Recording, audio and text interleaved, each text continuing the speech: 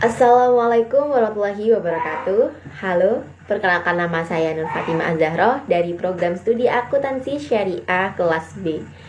Dalam pertemuan kali ini, saya akan membahas tentang maksimalisasi laba, yang mana presentasi kali ini disusun untuk memenuhi tugas mata kuliah penganggaran yang diampu oleh Bapak Solehudin. Untuk mempersingkat waktu, mari kita langsung saja pada materinya. Nah, sebelum kita memasuki pengertian maksimalisasi laba, terlebih dahulu kita harus mengetahui apa itu sih laba. Nah, laba merupakan selisih dari pendapatan di atas biaya-biaya dalam jangka waktu atau periode tertentu. Laba atau rugi sering dimanfaatkan sebagai ukuran untuk menilai prestasi perusahaan dan juga menilai ukuran lainnya seperti nilai laba per lembar saham. Dan unsur-unsur yang menjadi bagian pembentuk laba yaitu pendapatan dan biaya. Nah, untuk menentukan laba bersih dalam suatu badan usaha, kita harus memahami unsur-unsur berikut. Yang pertama ada pendapatan, yang kedua ada beban, yang ketiga ada biaya, yang keempat ada untung rugi, dan yang kelima ada penghasilan. Masuk pada slide selanjutnya, yaitu pemahaman tentang maksimalisasi laba. Nah, menurut Sunario, keuntungan atau laba itu merupakan selisih antara total pendapatan dengan total biaya, yang merupakan insentif bagi produsen untuk melakukan produksi. Dan keuntungan inilah yang mengarahkan produsen untuk mengalokasikan sumber daya ke proses produksi tertentu. Nah, agar lebih memahami tentang memaksimalisasi laba, yang perlu kalian ingat yaitu pertama, keuntungan total merupakan penerimaan total atau total revenue dikurangi dengan biaya total atau total cost. Yang kedua, keuntungan total akan mencapai maksimum apabila selisih positif antara total revenue dengan total cost mencapai angka terbesar. Dan yang nomor 3 adalah perusahaan dapat dikatakan memperoleh keuntungan apabila selisihnya bernilai positif, di mana total revenue harus lebih besar daripada total cost. Nah, dalam slide ini memaparkan mengapa sih maksimalisasi laba itu perlu dilakukan dalam suatu perusahaan. Nah, apabila perusahaan itu tidak memperoleh laba, maka perusahaan tidak akan dapat untuk memenuhi tujuan lainnya, yaitu pertumbuhan yang terus-menerus atau going concern dan tanggung jawab sosial atau corporate social responsibility. Nah, bagaimana sih caranya perusahaan untuk memaksimalkan laba?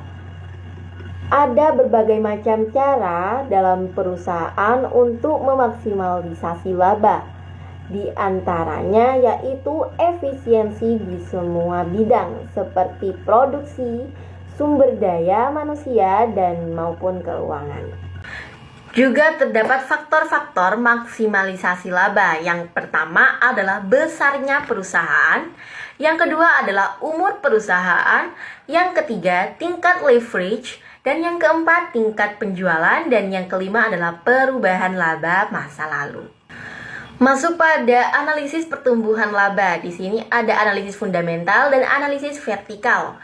Nah, apa itu analisis fundamental? Analisis fundamental merupakan analisis yang berhubungan dengan kondisi keuangan perusahaan, yang mana dalam suatu analisis fundamental itu mengukur dari keuangan perusahaannya.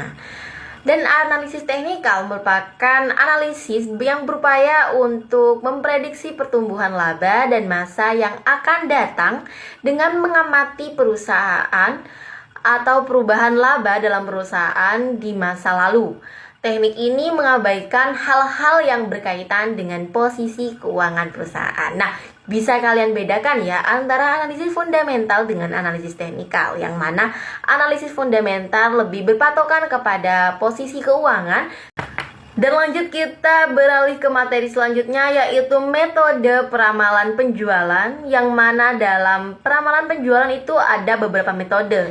Yang pertama ada metode forecast penjualan kualitatif dan kuantitatif. Yang kedua adalah metode garis lurus. Ketiga ada metode korelasi. Dan yang keempat ada metode regresi berganda. Nah, dalam Pemaparan kali ini saya membahas tentang metode forecasting penjualan, di mana dalam forecasting penjualan dibagi menjadi dua, yaitu kuantitatif dan kualitatif. Dalam metode forecasting kuantitatif itu terdiri dari beberapa kelompok metode. Yang pertama ada metode time series atau deret waktu, yang mana peramalan ini menghubungkan keterkaitan antara variabel dependen dengan variabel independen yang dihubungkan dengan waktu, mingguan, bulan, maupun tahun. Dan untuk menggunakan metode ini, kalian dapat menghitungnya menggunakan metode smoothing, metode Bob-Jenkins, atau metode proyeksi tren dengan regresi. Dan yang kedua ada metode kausal atau sebab akibat. Nah, dalam metode ini didasarkan pada keterkaitan antara variabel yang diperkirakan dengan variabel lainnya yang mempengaruhi. Namun dalam variabel ini tidak menggunakan waktu. Dan untuk menghitung atau meramalnya, Anda dapat menggunakan metode regresi dan korelasi. Memasuki metode forecasting yang kedua, yaitu forecasting kualitatif, yang mana juga ada beberapa kelompok metode dalam metode ini. Yang pertama ada survei pasar, merupakan metode yang dilakukan dengan cara mencari masukan atau pendapat dari konsumen yang berpengaruh terhadap rencana pembelian pada saat periode pengamatan. Yang kedua, juri dari opini eksekutif. Dan untuk melakukan metode ini, caranya dengan meminta opini atau pendapat dari kelompok kecil yang terdiri atas manajer pemasaran, manajer produksi, manajer teknik, manajer keuangan, dan manajer logistik. Yang mana ini dapat dilakukan dengan wawancara. Yang mana nanti hasilnya akan digabungkan dengan model statistik. Dan yang ketiga adalah gabungan tenaga penjualan. Seperti namanya, metode ini menggabungkan setiap penjualan, kemudian mereka meramalkan tingkat penjualan di daerah masing-masing, yang pada akhirnya digabungkan di tingkat provinsi dan nasional untuk meninjau harga pasarnya.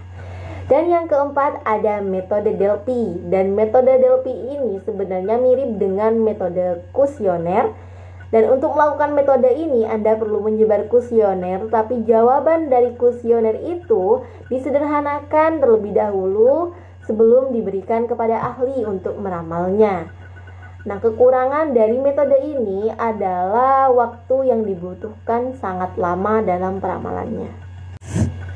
Nah, begitulah pemaparan materi pada kali ini tentang maksimalisasi laba dan metode peramalan penjualan oleh Nur Fatimah Az-Zahra. Sekian, terima kasih, semoga bermanfaat.